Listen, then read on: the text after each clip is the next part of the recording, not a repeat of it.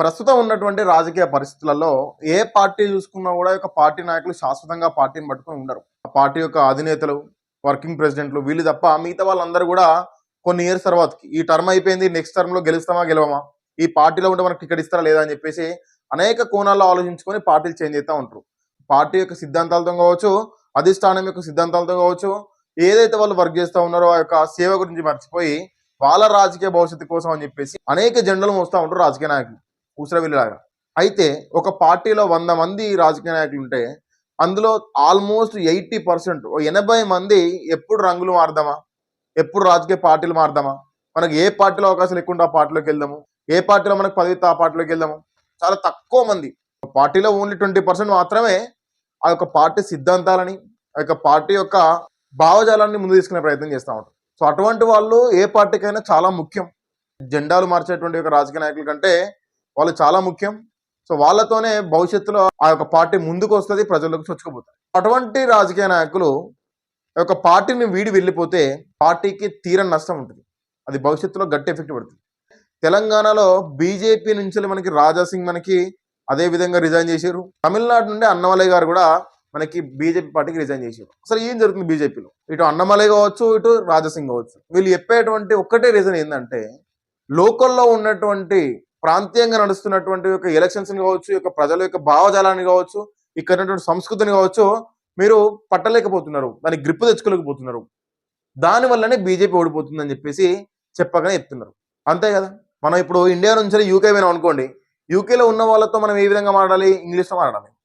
లేదు నేను తెలుగులోనే మాట్లాడతా అని చెప్పేసి అంటే 100 మందిలో ఒక్కరిద్దరు తెలుగు వాళ్ళు ఉంటే తెలుగు వాళ్ళకి అర్థమవుతుంది. రిమైనింగ్ వాళ్ళ పరిస్థితి ఏంటి? అక్కడ ఏది మాట్లాడుతారో ఆ లాంగ్వేజ్ దగ్గర మనం మాట్లాడాలి. మన యొక్క భావజాలాన్ని వాళ్ళ లాంగ్వేజ్లో వాళ్ళకి అర్థమయ్యే విధంగా మనం ఎక్స్ప్లెయిన్ చేయాలి కదా. లేదు మనం తెలుగులో మాట్లాడదాం అంటే కుదరదు. యాజ్టీస్కి ఇక్కడ ఏంటంటే బీజేపీ పార్టీ కూడా ప్రాంతీయంగా జరుగుతున్నటువంటి యొక్క సంస్కృతిని కావచ్చు, యొక్క పద్ధతులను కావచ్చు, ఇక్కడ జరుగుతున్నటువంటి లోకల్ పాలిటిక్స్ కావచ్చు అర్థం చేసుకోలేకపోతుంది. దీనివలన బీజేపీ ముందుకు రాలేకపోతుంది సౌత్ లో అని చెప్పేసి అన్నమలై గారు వారి యొక్క రిజిగ్నేషన్ లెటర్ లో మెన్షన్ చేయడం జరిగింది. ఇక్కడ సేమ్ టైం తన కొత్త పార్టీని స్టార్ట్ చేస్తుందంట. ఆ పార్టీ నేమింగ్ అనౌన్స్ చేయలేదు. కాకపోతే సేమ్ యాజ్టీస్ గా బీజేపీ పాటించినటువంటి యొక్క పద్ధతులతోనే, అంటే హిందుత్వవాదంతోనే అందరూ సమానంగా ఉండాలి, అందరూ బాగుండాలి, హిందువులకు నష్టం కలగొద్దని చెప్పేసి బీజేపీ భావజాలం ఉంటుందో ఆ యొక్క భావజాలంతోనే నేను ముందుకెళ్తా. కాకపోతే నేను బీజేపీతో కలిసి వెళ్ళాను, ఎందుకంటే బీజేపీతో కలిసి వెళ్ళడం నాకు ఇష్టం లేదు. గత 18 నెలల నుంచి బీజేపీకి నాకు అనేక విభేదాలు జరుగుతూ ఉన్నాయి. ఏదైతే రీసెంట్ గా తమిళనాడు ఎలక్షన్స్ లో టీవీకే పార్టీ నుంచి విజయ్ సీఎం అయిందో, సో ప్రీవియస్ గా కూడా ఏంటంటే ఆ యొక్క ఎలక్షన్స్ ముందు కంటే ఆల్మోస్ట్ 18 months ముందు నుంచే అన్నమలై గారు అధిష్టానానికి, బీజేపీ అధిష్టానానికి, అమిత్ షా గారికి, మోదీ గారికి అనేక రకాల పెద్దలందరూ కూడా కలిసి ఆ యొక్క సిచ్యువేషన్ ఎక్స్ప్లెయిన్ చేసినా, నేను రాజీనామా చేస్తా మీరు ఈ విధంగా చేసినట్లయితే. ఏ విధంగా? మీరు అన్నా డిఎంకేతో పొత్తు పెట్టుకొని ముందుకెళ్లే ప్రయత్నం చేస్తే మాత్రం నేను దాంట్లో ఉండా అనే విధంగా ఆల్రెడీ క్లియర్ కట్ గా చెప్పేశారంట. ఎందుకు? బీజేపీ ఒంటరిగా పోటీ చేద్దాం, అదొక జాతీయ పార్టీ, ఒంటరిగా పోటీ చేద్దాం. ఈ ఎలక్షన్స్ కాకపోతే నెక్స్ట్ ఎలక్షన్స్ వరకైనా కూడా ప్రజలలో మనకంటూ ఒక గుర్తింపు వస్తుంది, మన పార్టీ ముందుకెళ్లే అవకాశాలు ఎన్నో ఉంటాయి. సో మన బీజేపీ పార్టీ బలపరిచేటువంటి అవకాశాలు ఎన్నో ఉంటాయి. ఈ రోజు కోసము, ఇప్పటి కోసము, ఈ ఎలక్షన్స్ కోసం అని చెప్పేసి మనం కనుక మన కార్యాచరణ రూపొందించుకుని వేరే పార్టీతో కనుక మనం చేతులు కలిపితే అది ఫ్యూచర్ లో మనకి పనికి రాదు, దానివల్ల దెబ్బ పడుతుంది. ఎన్ని రోజులైనా సరే ఒంటరిగా పోటీ చేద్దాం, బీజేపీ ఓన్గా పోటీ చేద్దాం. సో గెలిచిన 4 సీట్లు అయినా కూడా బలంగా ఉంటాయని చెప్పేసి ఆలోచనతోనే తమిళనాడు రాజకీయాలు ఉండాలని చెప్పేసి అన్నమలై గారు కోరుకోవడం జరిగింది. అది కరెక్ట్. అసలు రాజాసింగ్ గారు కూడా చెప్పింది అదే కదా.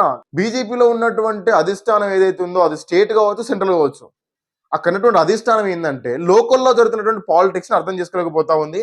సో ఈ రోజు కోసం చెప్పి ఆలోచించి పొత్తులు పెట్టుకుంటా ఉంది. ఇది కరెక్ట్ అని చెప్పారు. ఇక్కడ సేమ్ టైం రాజాసింగ్ గారు ఏం చెప్తున్నారు అని చెప్పేసి అంటే, నేను రాజీనామా చేసినప్పుడు కూడా ఇదే సిచ్యువేషన్ లో నేను రాజీనామా చేశాను. ఎవరైనా ఒక పార్టీ నుంచి రాజీనామా చేస్తున్నారని చెప్పేసి అంటే ఆ లెటర్ ని అగ్రి చేసే ముందు ఆ యొక్క క్యాండిడేట్ ని పిలుచుకొని అధిష్టానం మాట్లాడాలి తనతో.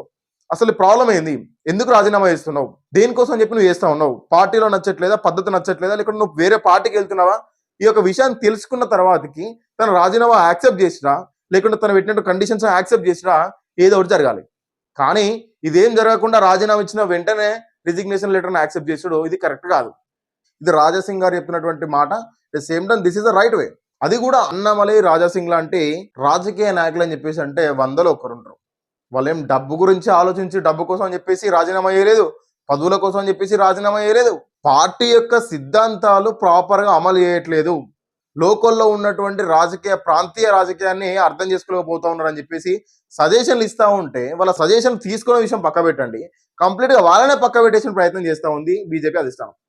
ఇది ఖచ్చితంగా బీజేపీకి గట్టి దెబ్బ పడుతుంది. మొన్నటి వరకు రాజాసింగ్ కావచ్చు, ఈ రోజు అన్నమలై కావచ్చు, రేపు పొద్దున ఇంకెవరైనా కావచ్చు. నన్ను పార్టీ పక్క పెట్టినా మంచిదే, నన్ను పార్టీ పక్క పెట్టినా పర్లేదు, సిద్ధాంతాలను ముందుకు తీసుకెళ్ళాలి, సిద్ధాంతాలు గాడి తప్పుతున్నాయి, ప్రాంతీయ రాజకీయాలను బీజేపీ అర్థం చేసుకోలేకపోతా ఉన్నది, వీటి గురించి అని చెప్పేసి అధిష్టానానికి కంప్లైంట్ ఇవ్వాలి అని చెప్పేసి ఎవరైతే అనుకుంటున్నారో వాళ్ళే నిజమైన రాజకీయ నాయకులు.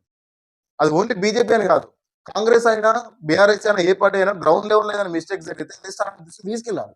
అండ్ ఇక్కడ ఏంటిదంటే అన్నామలై గారు, మీరు తమిళులు వేరు భారతీయులు వేరు అనేటువంటి ఒక భావజాలం తమిళనాడులో ఉన్నది. ఈ విధంగా నడుస్తూ ఉంది. అన్ని రాజకీయ పార్టీలు కూడా దీన్నే పాటిస్తా ఉన్నాయి. ద్రవిడ పార్టీలు అన్ని కూడా రీసెంట్ గా వచ్చినటువంటి టీవీకే విజయ్తో సహా. అయితే ఈ విషయాన్ని బీజేపీ పార్టీ అధిష్టానం పట్టుకోలేకపోతా ఉంది. సో వీళ్ళ యొక్క భావజాలంతోనే నేను ముందుకెళ్తా, ఎందుకంటే టీవీకే విజయ్ కంటే కూడా అన్నమలైకి చాలా మంది సపోర్టర్స్ ఉన్నారు తమిళనాడులో. ఒక మంచి రాజకీయ నాయకుడు, ఆయన ఒక రిటైర్డ్ ఐపీఎస్ ఆఫీసర్, తను స్వచ్ఛందంగా వాలంటరీ రిటైర్మెంట్ తీసుకొని రాజకీయ రంగప్రవేశం చేసి బీజేపీ నుంచి గత 6 సంవత్సరాల నుంచి బీజేపీలో కొనసాగుతూ ఉన్నాడు. ఇటువంటి రాజకీయ నాయకులు ఎంతైనా కూడా ఏ పార్టీకైనా అవసరం. అది కూడా సౌత్ లో బీజేపీ బలపరుచుకోవాలి, బలంగా నిలబడాలి అని చెప్పి అనుకున్నప్పుడు ఇటువంటి రాజకీయ నాయకులు ఖచ్చితంగా అవసరం. వాళ్ళు ఏంటంటే బీజేపీ భావజాలాన్ని ముందు తీసుకెళ్లేటువంటి వ్యక్తులు వీళ్ళు. రాజసింగ్ కావచ్చు, అన్నమలై కావచ్చు. సో ఇటువంటి వ్యక్తుల్ని కంపల్సరీ బీజేపీ దూరం చేసుకోవద్దు. ఈ పార్టీ అని కాదు, ఏ పార్టీ అయినా ఒక పార్టీ యొక్క భావజాలని యొక్క సిద్ధాంతాలను ముందు తీసుకెళ్లే వ్యక్తులు ఎవరున్నా కూడా వాళ్ళకి అవకాశం ఇవ్వాలి. సో వాళ్ళని ఇంకా ముందు తీసుకెళ్లే ప్రయత్నం చేయాలి తప్ప, సో కంప్లీట్ గా వాళ్ళనే పక్క పెట్టేస్తే మాత్రం అది ఖచ్చితంగా పెద్ద దెబ్బ అవుతుంది. కాంగ్రెస్ పార్టీ జానారెడ్డి వేసినట్టు తప్పు కూడా అదే. సీనియర్ నాయకుల్ని పక్క పెట్టేసి, కనీసం ఆయన ఆలోచన కూడా పక్క పెట్టేసి, సో ఆయన మొత్తం పక్క పెట్టేస్తే ఈ రోజు తను బీఆర్ఎస్ లో చేరిండు. 40 సంవత్సరాల రాజకీయ ప్రస్థానం తనది. అనేక రకాలుగా అనేక మంది రాజకీయ నాయకులతోని, కాంగ్రెస్ లో ఉన్నటువంటి అధిష్టానంతో మంచి పరిచయాలు ఉన్నటువంటి వ్యక్తులను, ఆ యొక్క అనుభవం మొత్తం కూడా ఈరోజు బీఆర్ఎస్ పార్టీకి పనికొస్తుంది. అలాగే ఏ పార్టీ అయినా కూడా ఒక పార్టీలో ఉన్నటువంటి నాయకులు సజెషన్లు ఇస్తే కంపల్సరీ తీసుకోవాలి. లేదు ఇది రాజరికం, మేము చెప్పింది నడవాలి, మేము చెప్పిందే రూల్స్, మాకు ఎవరు ఆపోజిట్ చెప్పొద్దు అని చెప్పి అనుకుంటే మాత్రం అది త్వరలో ఏ పార్టీ అయినా పడిపోద్ది. అది సెంట్రల్ లెవెల్ పార్టీ అయినా కావచ్చు, స్టేట్ లెవెల్ పార్టీ అయినా కావచ్చు. లోకల్లో జరుగుతున్నట్టు ప్రాంతీయ రాజకీయాలు కూడా అర్థం చేసుకుని వాటికి అనుగుణంగా మారితే మాత్రమే అధికారులకు వచ్చే అవకాశాలు ఉంటాయి. తమిళనాడులో విజయ్ చేసినటువంటి ఈ యొక్క డ్రామా కూడా అదే, తను ప్లే చేసిన ట్రిక్ కూడా అదే. సో అన్నమలై పార్టీని ఎప్పుడు అనౌన్స్ చేస్తారు, పార్టీ యొక్క పేరు ఏ విధంగా ఉంటుంది, సో ఇవన్నీ కూడా ముందు చూడాల్సింది. ఏదేమైనప్పటికీ కూడా అన్నమలైని కొట్టుకోవడం బీజేపీకి చాలా గట్టి దెబ్బ పడుతుంది ఫ్యూచర్లో మనం చెప్పుకోవచ్చు. కాకపోతే అన్నమలై బీజేపీ నుంచి విడిపోయిండు, తన సభ్యత్వానికి రాజీనామా చేసిండు, అంతేగాని బీజేపీ సిద్ధాంతాలను కావచ్చు, అధిష్టానాన్ని కావచ్చు ఎక్కడ కూడా తను కామెంట్ చేయలే. సో చూడాల్సింది ఏం జరుగుతుంది నెక్స్ట్. అన్నమలై ఏ పార్టీ తరఫున పోటీ చేస్తాడో, తన పార్టీ నేమ్ ఏమొస్తుంది, ఒకవేళ పోటీ చేస్తే ప్రజలు తనను ముందు తీసుకొచ్చి గెలిపించుకొని ముఖ్యమంత్రి చేస్తారా, లేదనుకుంటే బీజేపీ నుంచి సైడ్ హ్యాండ్ గా అని చెప్పేసి తనని కూడా పబ్లిక్ సైడ్ చేస్తారా చూడాల్సింది.